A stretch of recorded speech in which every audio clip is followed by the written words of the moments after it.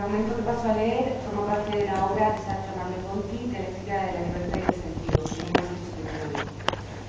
Si el sentido de la existencia radica en el planteamiento dialéctico de la libertad y el de la coexistencia en la praxis interhumana, hemos de subrayar dos consecuencias de carácter ético-psicológico tanto a nivel de la existencia individual como a nivel de la coexistencia social.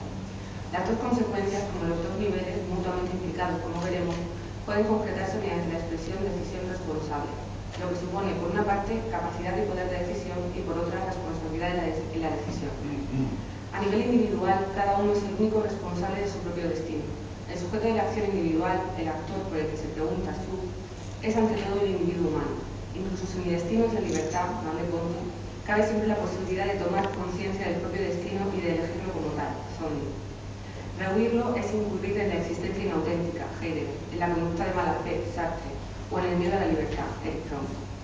La inhibición de la decisión responsable da origen, según Erich Fromm, a actitudes como el masoquismo y el conformismo. La posibilidad de la decisión responsable, por otra parte, radica en la existencia personal caracterizada por la conciencia y libertad, el poder fundamental que tengo en ser sujeto de todas mis experiencias, escribe Merleau-Ponty. Ahora bien, aunque nunca se insistirá bastante en la decisión responsable de carácter individual, no menos importante subrayar la dimensión social de la responsabilidad en la decisión.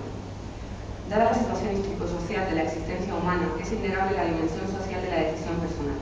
Castilla del Pino ha estudiado la responsabilidad de la decisión bajo los dos aspectos. Nos dice acerca del segundo que el proyecto auténtico ha de tener carácter social, es decir, ha de implicar la apertura de posibilidades de todos.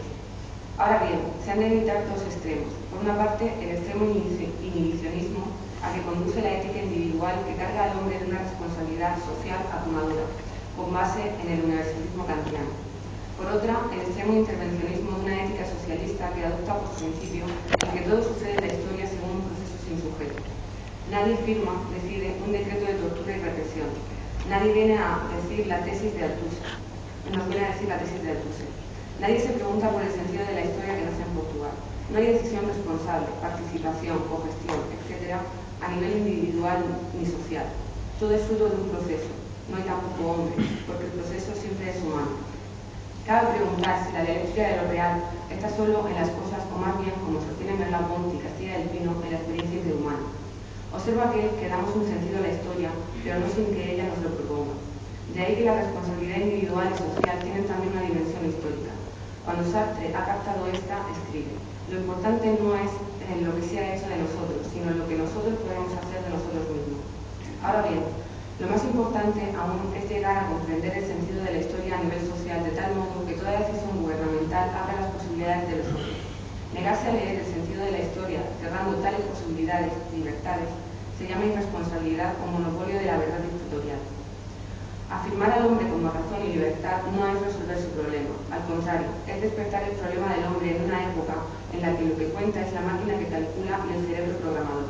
Si la crisis de la razón no radica en ella misma, si no es un modo concreto de racionalismo, no es de extrañar que otros modelos de hoy, estructura, sistema económico, político, social, afirmados con carácter dogmático porque ignoran la contingencia originaria de la racionalidad, sigan suscitando crisis de la razón o postulando la muerte del hombre, porque les da pánico su libertad.